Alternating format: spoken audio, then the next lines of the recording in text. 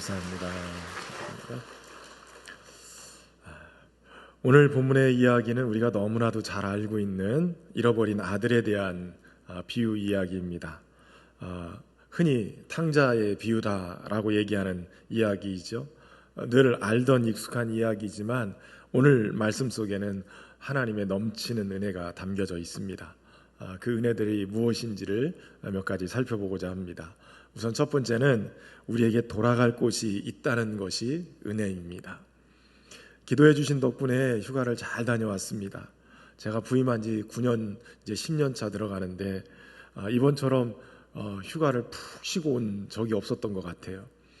거제에 있으면 신경 쓸까 봐 저희 아내가 1시간 거리에 그 시골을 한적한 곳에, 사람이 별로 없는 곳에 방을 하나 얻어놓고 거기서 먹고 자고 하라고, 그래서 가족이 함께 가서 며칠 있었습니다. 장을 봐가지고 다 그 자리에서 다 먹고 자고 그러면서 푹 쉬고 돌아왔어요. 그런데 돌아오면서 1시간 거리이지만 그곳에 있다가 이제 거제로 딱 들어오는데, 거제대교를 들어오면서 퍼뜩 생각난 것이 이 생각이었어요. 야, 그래도 돌아올 곳이 있어서 다행이다. 돌아올 곳이 있어서 다행이다. 이 생각이 드는데, 여러분, 우리에게 있어서 어떤 은혜가 있냐면 돌아갈 곳이 있다는 은혜가 있어요. 가만히 생각해 보세요. 아무리 좋은 호텔에 머무르고 또 좋은 펜션, 리조트에 아주 맛있는 음식을 계속 먹고 있어도 이것이 하루 이틀 지나서 일주일 되고 한 달이 되어졌어. 돌아갈 곳이 없으면 나그네 인생 그거밖에 되지 않는 거예요. 그런데 딱 들어오면서 느낌이, 야, 이게 돌아올 곳이 있는 게 행복하구나, 이런 생각이 들었어요. 여러분, 오늘 본문에 이 탕자의 비유, 어떤 사람에게 두 아들이 있었다고 그래요. 그런데 그 둘째가 아버지에게 찾아가서 당돌하게, 이제 아버지 돌아가시면 물려줄 재산 중에 내 분깃을 좀 주십시오, 이렇게 얘기를 합니다. 아버지가 살아계신데 유산을 달라는 것은 아버지 빨리 돌아가시든지, 아니면 아버지에게는 지금 아버지에게 있는 재산만 내게 필요하지 아버지는 별로 중요하지 않아요, 이런 표현인 거예요. 재산만 필요하지 아버지는 좀 싫다는 거예요. 그러니까 아버지 유산만 좀 물려주시고, 이제 관계도 지겨워졌으니 그냥 그 유산 가지고 제가 마음대로 쓸랍니다, 이런 얘기하는 거죠. 굉장히 이런 얘기를 들었을 때 아버지 입장에서는 굉장히 비참하고, 또 나름대로는 화도 막 나고 거절감에 분노도 일어났을 거예요. 그런데 오늘 본문에 등장하는 아버지는 두말하지 않고 각각 살림을 나누어 줬다, 이렇게 얘기해요. 그런데 여기서 중요한 한 가지 단어가 있어요. 아들은 지금 재산을 물려달라고, 재산을 나눠달라고 했는데, 예수님은 이 예화를 들으면서 아버지가 재산을 나눠준 게 아니라 살림을 나눠줬다, 이렇게 표현하고 있어요. 이 살림이라고 쓴 단어는 비오스라는 단어인데 본래 생명이라는 의미를 담고 있어요. 그러니까 아버지가 지금 재산을 나눠준 게 아니라 생명을 나눠준 거예요. 생명을 찢어달라는 이 아들에게 자신의 생명을 다 아끼지 않고 나누어 주었다는 거예요. 여러분, 아버지는 모든 것을 주시는 분이세요.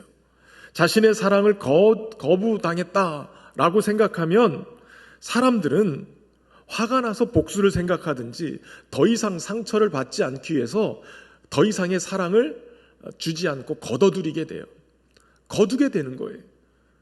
그런데 여기 등장하는 아버지는 이 아들이 뭘 달라고 해도 다 나눠주는 거예요. 줄곧 끝까지 사랑하면서 그 괴로움을 견뎌내고 있는 것이에요. 그런데 이 둘째 아들은 며칠이 안 돼서 주자마자 그 온 재물을 다 모아가지고 먼 나라로 가게 됩니다. 그리고 거기서 허랑방탕하게 그 재산을 낭비했다라고 성경은 기록하고 있어요. 이 이야기를 보다 보니까 생각나는 한 사람이 있었어요. 전에 있던 교회에 한 청년이 있었습니다.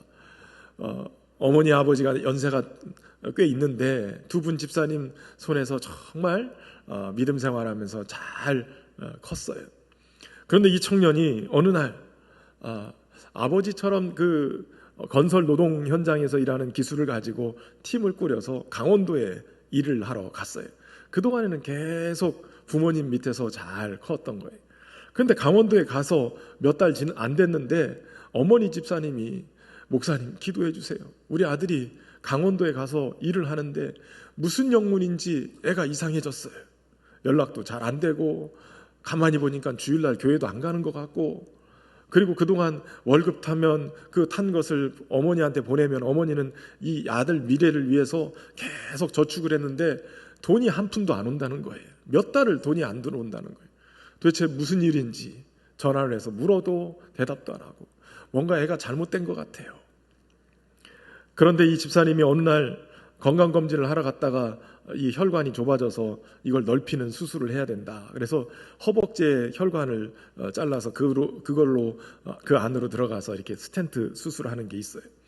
그 수술을 했는데 의료진이 잘못해가지고 그 혈관을 봉합하는 봉합이 터져가지고 몸에서 피가 다 흘러버린 거예요.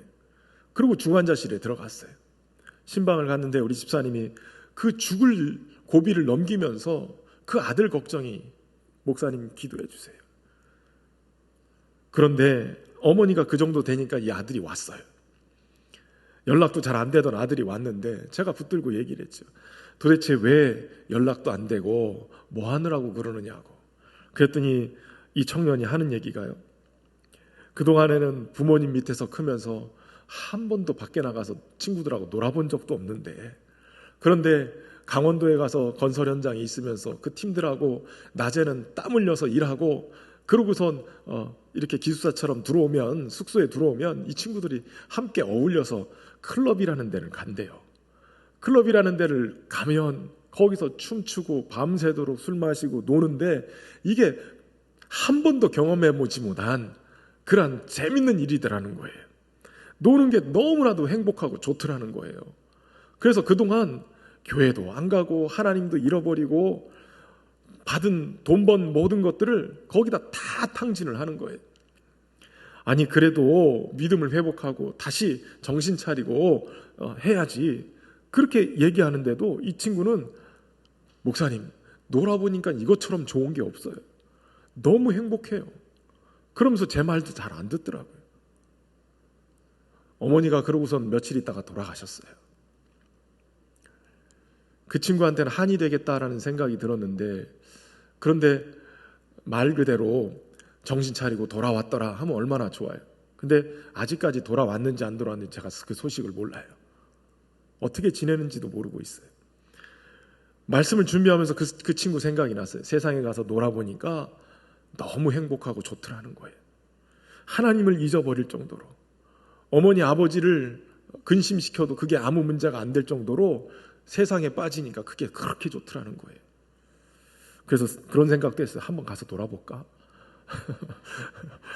근데 한번 빠지면 못 돌아올까 봐 제가 못 가는 거예요. 혹시라도 제가 거기에서 발견이 되면 설교를 한번 경험해 보려고 하셨나 보다. 농담입니다. 진짜로 받아들이지 마시고.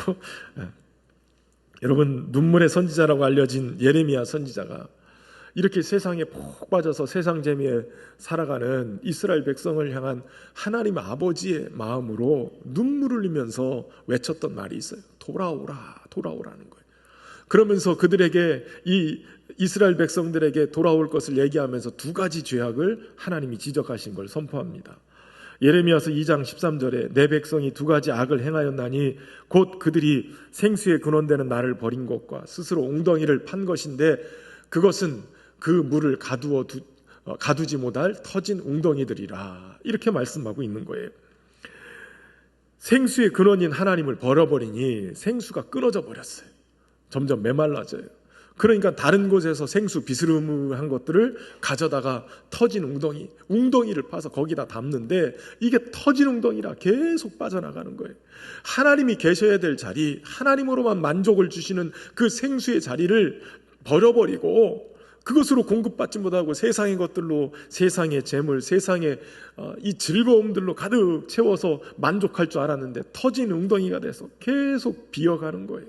말라버리는 거예요. 갈급해지는 거예요. 허랑방탕하게 인생을 허비하는 상황이 벌어진 거예요. 그런데 설상가상으로 그 나라에 큰 흉년이 들었습니다.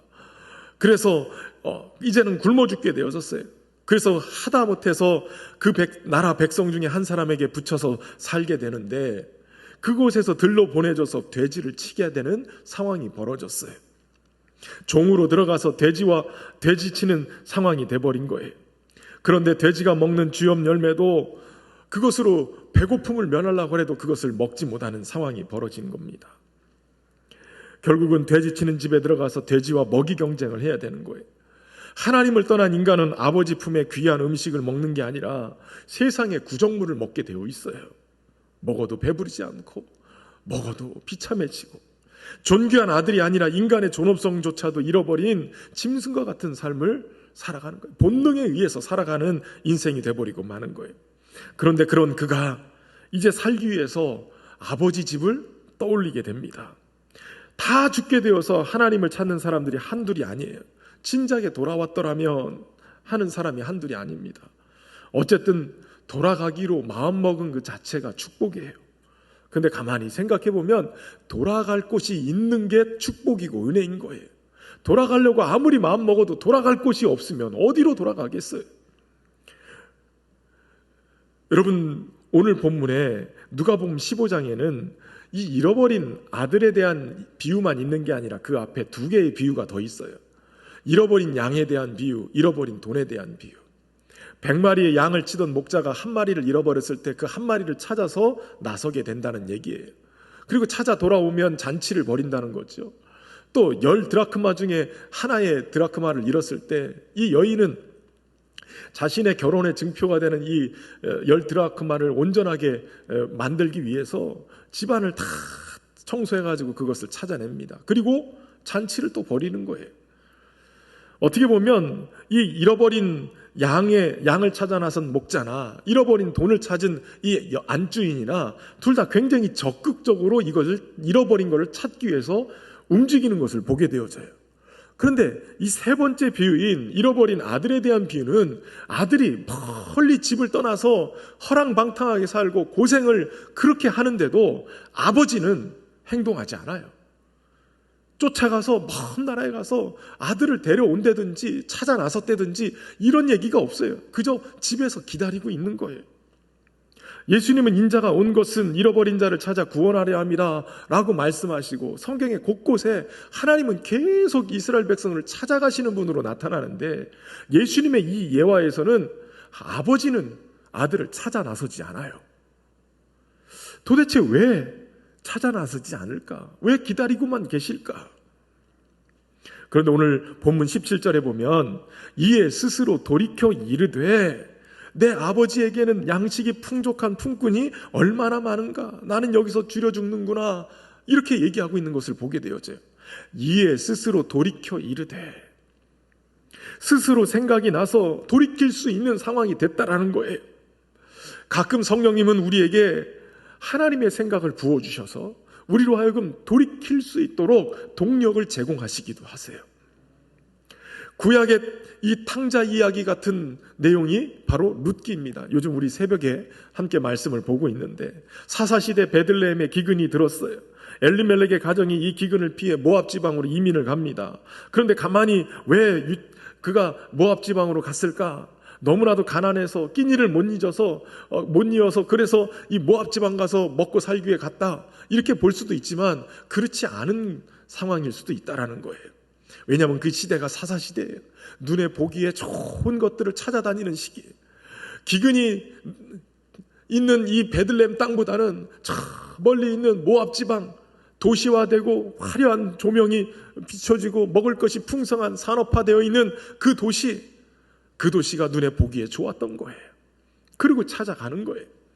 또 하나 문제는 율법에 의하면 이스라엘의 친족 중에 가난한 자들이 있어서 혹시라도 자녀를 종으로 판다든지 가업으로 이어지는 이 땅 기업을 담보 잡혀서 판다든지 이럴 때 가까이 있는 친족 중에는 부자로 사는 돈이 있는 사람들은 그들의 빚을 탕감해주고 그 기업을 이어가게끔 만들어주는 그런 제도가 있어요. 아들을 낳지 못하면 심지어는 아들까지 낳도록 만들어주는 제도가 있는데 이게 고엘 제도예요. 그런데 아마도 이 엘리멜렉의 가정이 어느 정도 사는 모습이었을 텐데, 옆에 있는 친족들 중에 다들 가난해서 쫓아와가지고 빚 갚아달라고, 쫓아와서 살게 해달라고 이런 상황이 되니까 피한 거예요. 멀리 있는 모압 지방으로 피해간 거예요. 하나님이 주신 거룩한 부담감이 있음에도 불구하고 그 사명을 감당하지 않고 도망가 버리는 인생이 돼버리고 만 것이에요. 그런데 이 사명을 외면하고 먼 땅으로 이주했는데 그 모압으로 간 지 10년 만에 집안의 남자들이 다 죽게 되고 시어머니 나오미와 홀로 된 두 며느리만 남게 되어졌어요.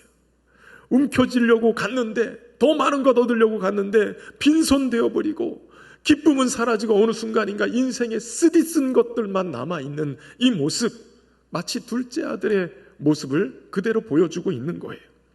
그런데 이 나오미 일행이 다시 베들레헴으로 돌아가야 되겠다라고 생각하는 계기가 있어요. 나오미에게 어느 날 주님께서 주의 백성을 돌보셔서 양식을 주셨다 하는 그 이야기가 들리기 시작했어요. 기근 속에 있었던 베들레헴이 이 흉년이 끝나고 베들레헴에 하나님의 은혜가 부어지고 그 백성들에게 먹을 양식들이 주어졌다, 이 얘기가 들리기 시작한 거예요. 그리고 나서 이제 하나님이 그 은혜로 그 백성들을 돌보시기 시작했다라는 생각이 들면서 나도 다시 하나님의 은혜의 자리로 가야 되겠다라는 결심을 하게 됐다는 거예요. 여러분, 사람은요 깨달아야지만 돌이킬 수 있어요. 그저 쫓아가서 멱살 잡고 잡아 데려오고 못 나가게 가둬둔다고 그 인생이 바뀌는 게 아니에요. 그 인생이 커다란 깨달음을 얻어야 내가 이렇게 살면 안 되겠구나, 내가 이렇게 아버지 집을 떠나서는 안 되겠구나, 하나님께로 다시 돌아와야 되겠구나, 이렇게 깨닫고 돌이켜야 그것이 가능해지는 거예요. 그래서 예수님의 이 이야기 속에 아버지는 쫓아나선 게 아니라 묵묵히 기다리고 계셨던 거예요. 나그네 인생을 사는 우리에게 깨닫는 은혜가 있기를 주의 이름으로 축원합니다. 그리고 우리가 돌아갈 곳이 있다라는 이 사실을 붙들 부여잡고 다시 돌아갈 수 있는 것, 이것이 은혜인 줄로 여러분 믿으시길 바랍니다. 주님은 계속해서 우리에게 다시 돌아오라고 말씀하세요. 주님을 떠나서 세상의 치열한 삶을 살아가면서 지쳐있는 우리에게 돌아가서 안식할 곳이 있다라는 것, 이 사실을 여러분 믿으시기를 바랍니다. 그래서 하나님은 계속해서 선지자들 통해서 이렇게 말씀하세요. 이사야 선지자를 통해서는 악인은 그의 길을, 불의한 자는 그의 생각을 버리고 여호와께로 돌아오라. 그리하면 그가 긍휼히 여기시리라. 우리 하나님께로 돌아오라. 그가 너그럽게 용서하시리라. 또 스가랴 선지자를 통해서는 이렇게 말씀하세요. 그러므로 너는 무리에게 고하기를 만군의 여호와께서 이처럼 이르시되 너희는 내게로 돌아오라. 만군의 여호와의 말이니라. 그리하면 내가 너희에게로 돌아가리라. 만군의 여호와의 말이니라. 너희가 내게로 돌아오면 나도 너희에게 돌아가리라. 여러분, 하나님께 돌아오는 역사가 있길 바랍니다. 예수님 우리에게 하늘 아버지가 계심을 말씀해 주세요. 이 땅 속에서도 주님께로 돌아갈 수 있는 길이 있는 것을 말씀할 뿐만 아니라 우리의 생애가 마감이 될 때 하늘에 있는 세계, 그 영원한 세계에 우리가 돌아갈 수 있는 곳도 있다라고 또 말씀하세요. 요한복음 14장 1절에 너희는 마음에 근심하지 말라. 하나님을 믿으니 또 나를 믿으라. 내 아버지 집에 거할 곳이 많도다. 그렇지 않으면 너희에게 일렀으리라. 내가 너희를 위하여 거처를 예비하러 가노니 가서 너희를 위하여 거처를 예비하면 내가 다시 와서 너희를 내게로 영접하여 나 있는 곳에 너희도 있게 하리라. 주님이 다 우리가 있을 곳, 돌아갈 수 있는 곳 다 예비해 주셨어요. 돌아오기만 하면 되는 거예요. 깨닫고 주께 돌아오는 은혜가 있길 주의 이름으로 축원합니다. 두 번째 은혜는 어떤 은혜가 있냐면 우리를 맞아주시는 아버지가 계시다는 것이 은혜예요.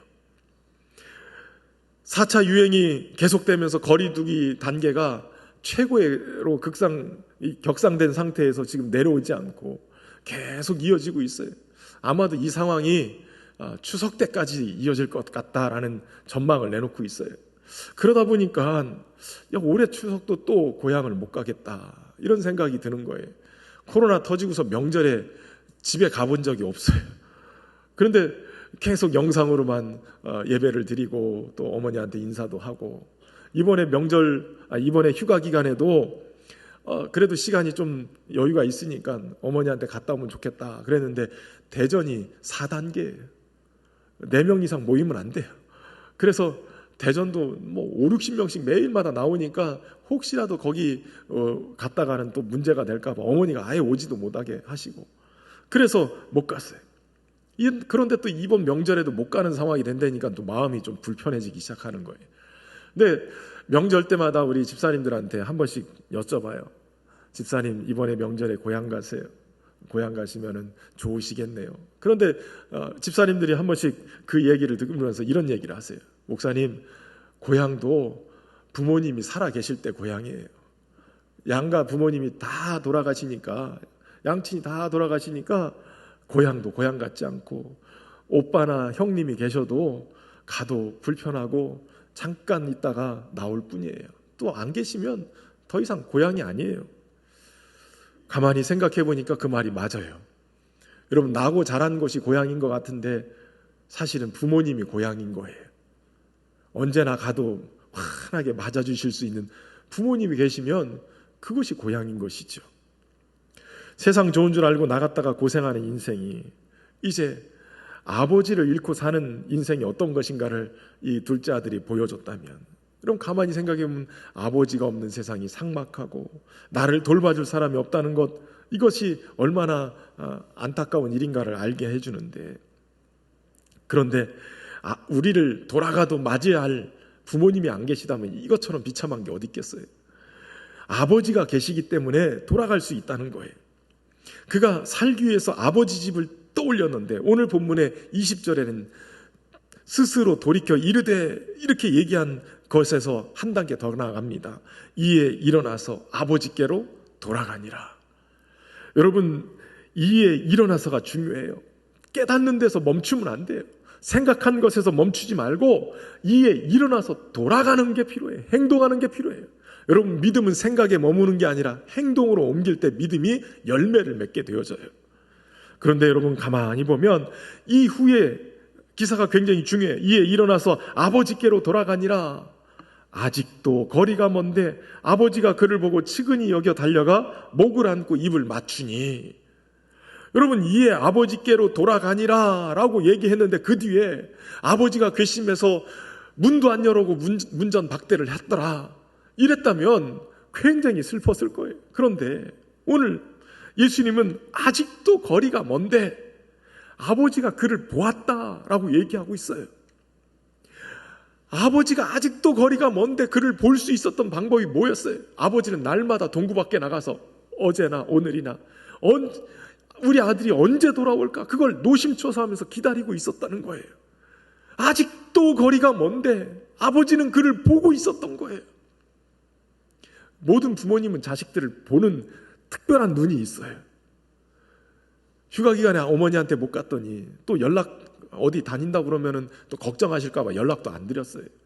그랬는데 다 이제 수요일 날 복귀를 하니까 수요 예배 때 이 녀석이 오겠거니 생각하시고 수요 예배를 보셨나 봐요.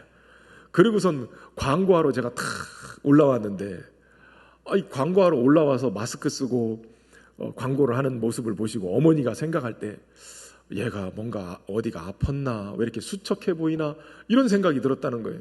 제가 가만히 생각해 보니까 10일 동안 이 안경을, 제가 원래 눈이 좋았던 사람인데 이 안경을 몇 년 전부터 썼잖아요.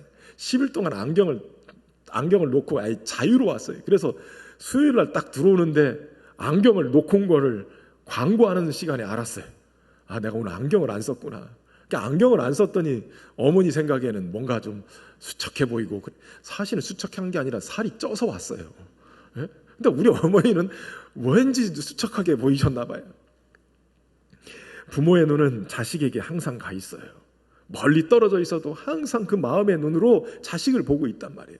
거리가 먼데 먼저 쳐다보시고 그리고 달려갔다는 거예요. 그동안에는 지켜보시고 움직이지 않으셨던 아버지였는데 달려나갔다는 거예요. 달려나갔다. 돌아오니까 뛰쳐나가셨어요. 자신을 비참하게 만들고 유산까지 떼어달라고 해서 떼어줬더니 허랑방탕하게, 여러분 멀리서 봐도 지금 그 아들이 돌아오는 걸음 속에 그 고개 숙이고 있는 그 모습 속에, 걸음 속에서 그 아이가 어떻게 살아왔는지 아버지는 단번에 알아봤어요. 얼마나 허랑방탕하게 살고 또 그 인생에 고생을 하고 살고 그래서 이렇게 돌아오고 있는가. 달려가서 거짓골을 하고 온 아들을 부여잡고 얼싸안고 그렇게 맞이하는 거예요. 묻지도 따지지도 않고 맞아들이시는 거예요. 이 모든 게 가능한 이유는 오늘 누가복음의 저자인 누가가 측은히 여겨라는 단어로 설명하고 있어요. 이 측은히 여겨라는 단어는 스플랑크 니조마이라는 헬라어를 쓰는데, 이 단어는 자신의 마음에 느끼듯이 감동을 받다, 연민의 감정을 갖다, 동정심을 갖다라는 뜻을 가지고 있어요. 다시 말하면 지금 아들이 경험했을 그 모든 고진 인생의 그 아픔들을 아버지는 멀찍이서 보면서 같이 공감하고 있었던 거예요. 그리고 오랜 기다림 속에 그 아들을 불쌍히 여기는 마음이 불일 듯 일어나서 가만히 서 있을 수가 없었던 거예요. 뛰쳐나가서 달려가서 맞이하는 거예요. 혹시라도 아버지 눈치 보다가 뒤돌아서 도망가 버리면 또 어떡하나. 그래서 맞이하러 간 거예요. 이 단어, 측은히 여겨라는 단어가 바로 예수님의 사역하는 모든 사역 속에 등장합니다. 마태복음 9장 35절에 보면 예수께서 모든 도시와 마을에 두루다니사 그들의 회당에서 가르치시며 천국 복음을 전파하시며 모든 병과 모든 약한 것을 고치시니라. 무리를 보시고 불쌍히 여기시니 이는 그들이 목자 없는 양과 같이 고생하며 기진함이라. 14장 14절에 예수께서 나오사 큰 무리를 보시고 불쌍히 여기사 그 중에 있는 병자를 고쳐주시니라. 불쌍히 여기사, 이 단어가 똑같은 단어예요. 측은히 여겨, 불쌍히 여기사. 하나님 아버지의 마음을 품고 이 땅에 오신 예수님은 그 아버지의 마음으로, 그 아버지의 시선으로 영혼들을 바라보면서 불쌍히 여기시고 고치시고 가르치셨던 거예요. 사실 집 나간 둘째 아들이 아버지를 생각하는 것보다 아버지가 그를 생각하고 기다렸던 시간이 더 많으면 많았지 적지는 않았을 거예요. 여러분 가만히 생각해 보면 아버지이기 때문에 그를 측은히 여긴 거예요. 세상에 누가 그렇게 방탕하게 살다가 거짓골을 해가지고 오는 노숙자 같은 그 아들을 환영하면서 맞아들이는 사람이 어디 있겠어요? 아버지니까 측은히 여겨서 달려가서 입 맞추고 맞아들이게 되는 거예요. 여러분, 우리에게 하나님 아버지가 있어요. 우리가 돌아갈 것은 바로 아버지의 품이에요. 성경은 계속해서 집 나간 아들을 돌아오게끔 하는 아버지의 마음으로 계속 요청합니다. 호세아 선지자도 이렇게 얘기해요. 오라 우리가 여호와께로 돌아가자. 여호와께서 우리를 찢으셨으나 도로 낫게 하실 것이요 우리를 치셨으나 싸매어 주실 것입니다. 찢기고 상처난 우리 인생을 주님이 고치시고 싸매시겠다는 거예요. 돌아오기만 하면. 20세기 말씀의 신학자인 칼바르트는 수천 페이지에 달하는 교회 교의학이라는 책을 썼어요. 조직신학 책인데요. 이 책을 쓰고 나서 결론적으로 하나님을 간단하면서도 명확하게 정의를 했는데 이렇게 얘기해요. 하나님은 넘치는 사랑 그 자체이시다. 성경 66권을 한마디로 요약하면 하나님께서 나를 너무나 많이 사랑하신다는 것이다. 여러분 성경 66권을 추각해 놓으면 하나님이 나를 너무 사랑하신다는 거예요. 하나님은 사랑의 아버지십니다. 우리의 모습이 어떠하든지 우리의 형편이 어떠한 모습이든지 하나님은 그 사랑으로 우리를 안아주시고 맞아주시기로 결심하시는 거예요. 삶의 자리가 너무나도 견디기 힘들고 너무나도 지쳐서 기댈 곳이 필요하십니까? 우리에게는 하늘 아버지가 계세요. 이 아버지를 기억하고 이에 일어나서 아버지께로 돌아오는 일이 일어나기를 소망합니다. 아버지께로 돌아가면서도 그에게는 매우 중요한 착각 하나가 있었어요. 아버지를 그렇게 힘들게 하고 못된 짓을 하고 떠나왔으니 양심이 있는지 돌아가기는 가지만 아버지의 아들로서의 지위를 감당하지 못하겠습니다. 그저 품꾼의 하나로 써주십시오. 이러고선 얘기를 합니다.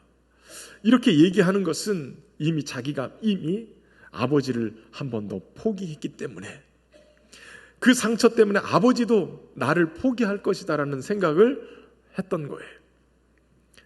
그러나 이것은 착각이었죠. 탕자가 돌아올 때 그를 품꾼의 하나로 받아들인 것이 아니라 다시 그는 아들이 되어졌어요. 아버지는 아들에게 옷을 입히고 가락지를 끼우고 신발을 신깁니다.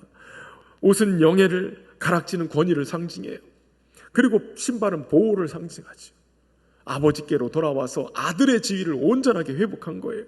그렇게 할 수 있었던 것은 아버지는 한 번도 이 아들을 포기한 적이 없기 때문에 그래요. 늘 기다리고 있었고, 늘 바라보고 있었고, 돌아오기를 기다리고 있었던 거예요. 이게 성경 전체에 흐르는, 구약을 전체를 흐르는 하나님 아버지의 마음이에요.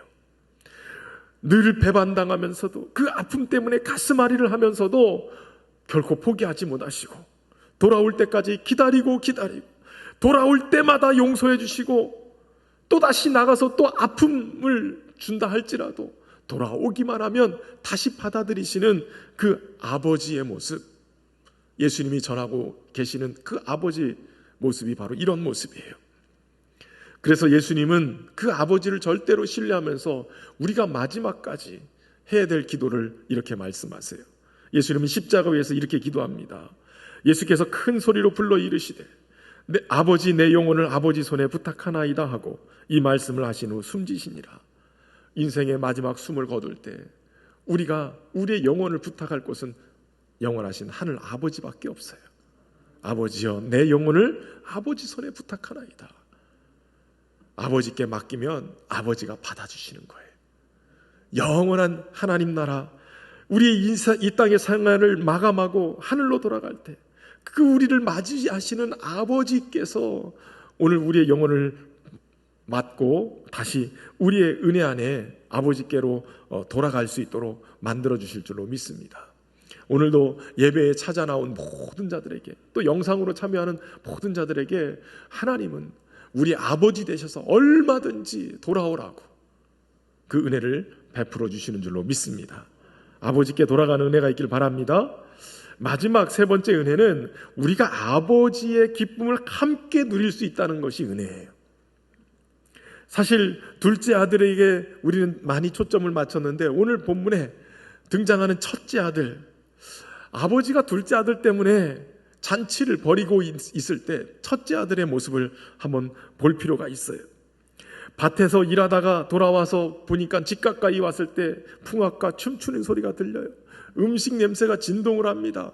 종을 불러서 물어봐요. 도대체 무슨 일이냐? 그 종이 얘기해요. 당신의 동생이 건강하게 살아 돌아온 것 때문에 아버지가 기뻐서 잔치를 벌이는데 살진 송아지까지 잡았습니다. 근데 이 이야기를 듣고 큰아들의 반응이 어떠냐? 28절에 이렇게 얘기해요. 그가 노하여 들어가고자 하지 아니하거늘. 그가 노하여 들어가고자 하지 아니하거늘. 여러분, 집 나갔던 동생이 고생하다가 돌아왔다 그러면 형도 가서 기뻐하는 게 당연한 것 아니겠어요? 잔치가 벌어진 장소에 쫓아가서 야, 고생했다, 잘 왔다, 그러고선 맞아들이는 게 당연한 것 아니겠어요? 그런데 이 큰아들은 그러지 않아요. 뭐가 불만인지 크게 화를 내고 있어요. 들어가고자 하지도 않아요.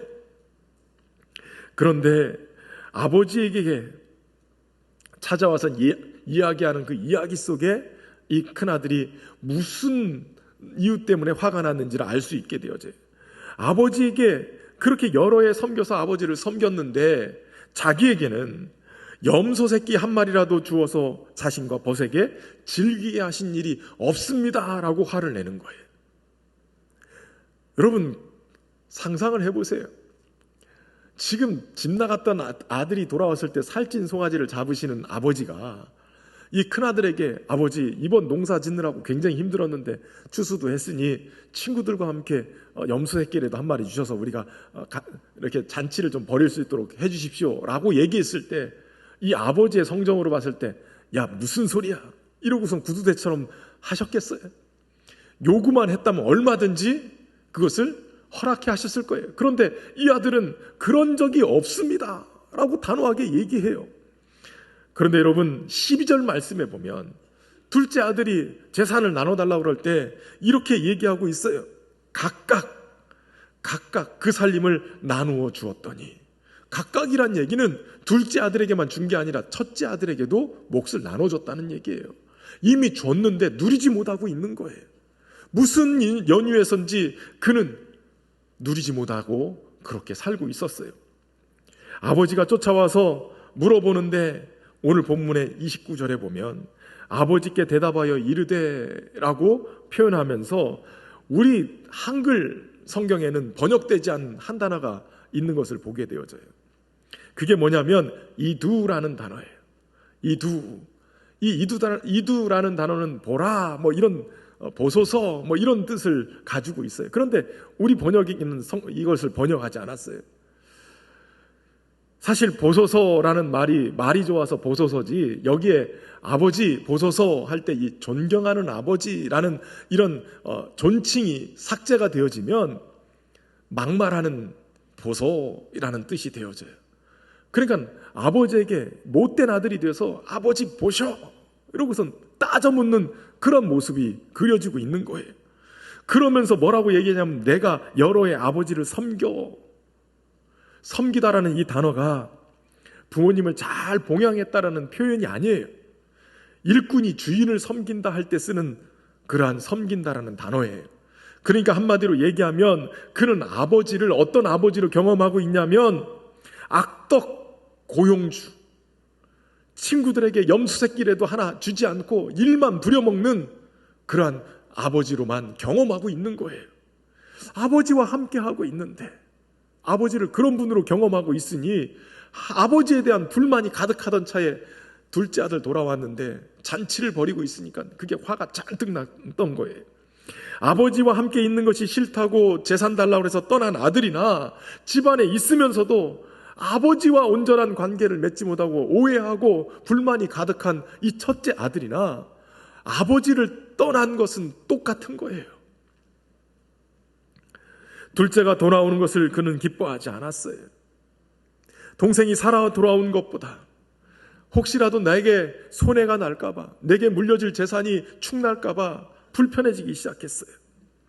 오늘 본문을 얘기한 데는 누가복음 15장 1절, 2절, 3절에 보면 다 같이 주님 앞에 나와서 말씀을 들어요. 그런데 세리나 죄인들은 예수님의 말씀을 들으면서 안식을 얻고 평안을 얻고 구원의 감격 속에 하나님께로 돌아오는 일이 벌어져요.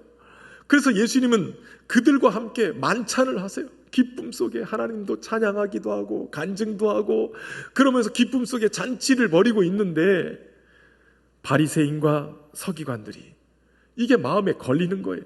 저들은 우리의 율법에 따지면 죄인인데 함께 상종할 수 없는 사람들인데 예수님이 지금 하나님의 선지자가 돼서 하나님의 아들이 돼서 하나님의 말씀을 전한다고 하면서 어떻게 그 죄인들과 함께 먹고 마시고 즐거워 놀고 있느냐는 거예요.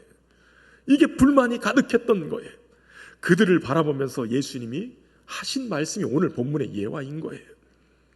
팀 켈러 목사님은 종교적인 사람이나 종교를 등진 사람이나 둘 다 영적으로 잃어버린 존재이고 삶의 길도 양쪽 다 막다른 골목이며 하나님과 맺어지는 법에 대해서도 인류가 품어온 생각이 모두 잘못됐다.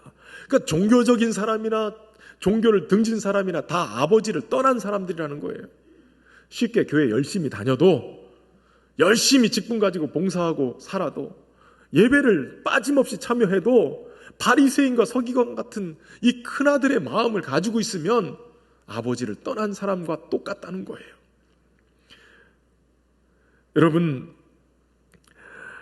오늘 이 본문에서 주의 깊게 봐야 될 것이 있어요. 31절에 아버지가 이르되 너는 항상 나와 함께 있으니 내 것이 다 네 것이로되 라고 얘기하신다는 거예요. 내 것이 다 내 것이로되. 앞에서 말씀드렸지만 각각 살림도 나눠줬어요.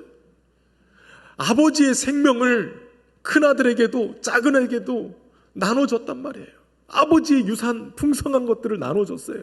그런데 작은아들은 허랑방탕하게 써서 다 날려버리고 큰아들은 그걸 어디다 버렸는지 아버지와의 관계 안에서 누리지 못하고 다 없어져 버렸어요. 그 이유를 이 구절에서 찾게 되었어요. 내 것이 다 네 것이로되.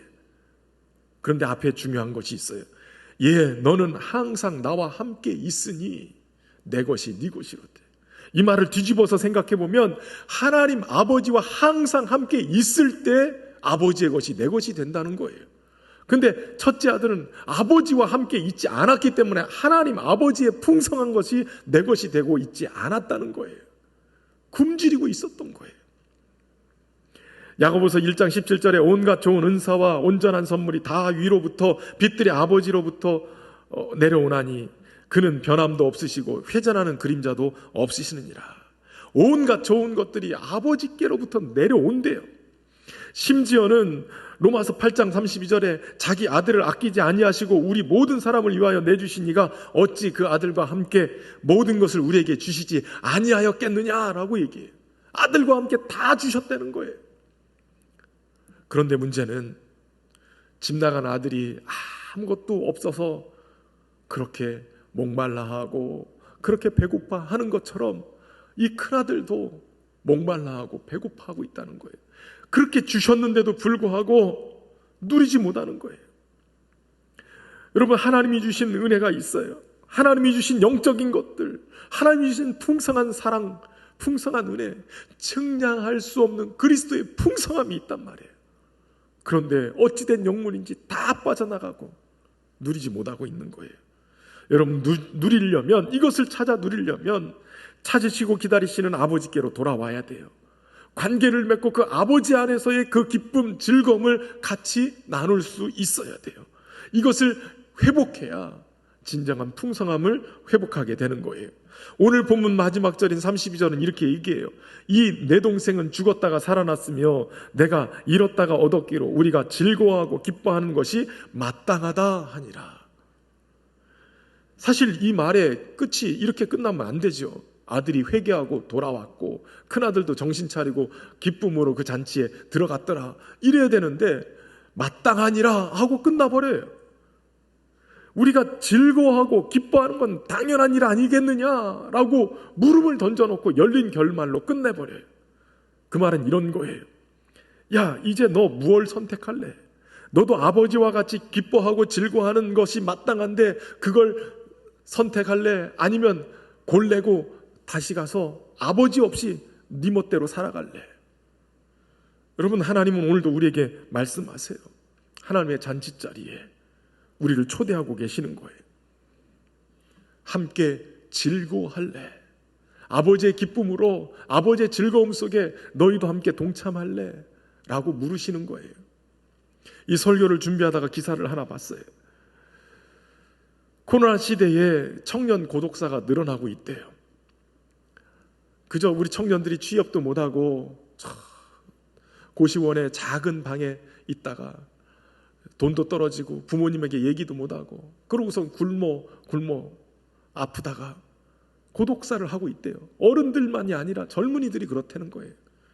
정확한 통계조차 있지 않대요. 그래서 올 4월에야 관련법이 통과되면서 실태를 조사하는 것을 유추해 볼 수 있는데, 경찰의 사망사건 현장 감식 보고서, 그 사망사건을 어떻게 아느냐? 냄새가 나기 시작하면서 썩은 내가 났을 때 누가 죽었구나 하고 여러 번 봐서 알게 된다는 거예요.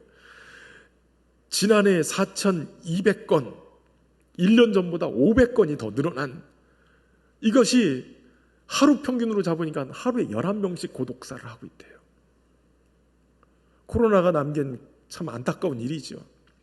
우리 시대에 집 나간 아들, 외로워하고 고독한 우리 청년들, 또 그런 사람들 뿐만 아니라 우리 시대에 우리가 끌어안고 함께 울어주고 또 맞이할 수 있는 사람들이 많습니다.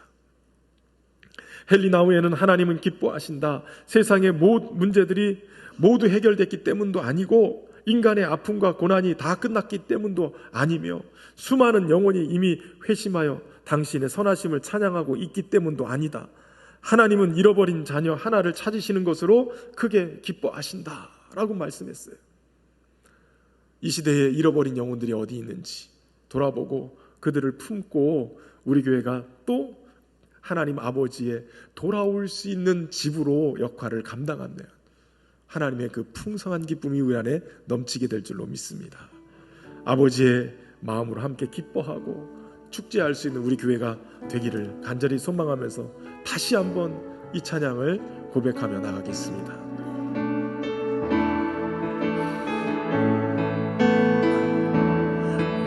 놀라우신 사랑으로 내게 찾아온 생명의 빛, 나를 붙잡는 실패의 자리 딛고 일어나 구원의 주를 외치니 다시 한번 외쳐 부르니 예수여 나를 돌아보소서. 어둠 속에서도 빛을 비추시니 예수만이 내 소망. 다시 한번 내 삶 드리니 예수여 내 손 잡아주소서. 폭풍 속에서도 주가 붙드시니 예수만이 내 생명. 오 놀라우신 사랑으로 놀라우신 사랑으로 내게 찾아온 위로의 빛, 나를 누르던 세상의 말들 떨쳐버리고 구원의 주를 외치니 다시 한번 외쳐드리니 예수여 나를 돌아보소서. 어둠 속에서도 빛을 비추시니 예수만이 내 소망. 다시 한번 내 삶 드리니 예수여 내 손 잡아주소서. 폭풍 속에서도 주가 붙드시니 예수만이 내 생명. 하나님, 다시 한번 주님의 놀라운 사랑을 의지하며 우리가 돌아갈 곳인 우리를 맞아주시는 아버지께로 돌아가기로 결심합니다. 뿐만 아니라 하나님과의 관계를 다시 회복하여 하나님의 기쁨의 자리, 잔치의 자리에 들어가기로 소망합니다. 우리가 주님과의 그 깊은 사귐의 자리로 들어갈 수 있도록 은혜를 베풀어 주시고 다시 한번 주님의 은혜 가운데로 나아갈 수 있도록 붙잡아 주옵소서. 새롭게 하실 주님을 기대하며 예수님의 이름으로 기도하옵나이다.